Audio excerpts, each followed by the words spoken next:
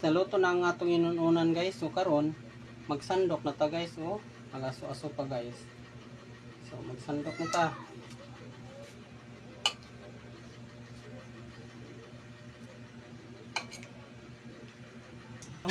Oh, so nagsandok na sa kukanon, di ba? Nasa tayutan nga Bisaya guys. Oh, nakita ninyo? And then naapod tay kanang prutas nga kapayas, naka-ready na siya, bugnaw kaayo. So, sa pamayatong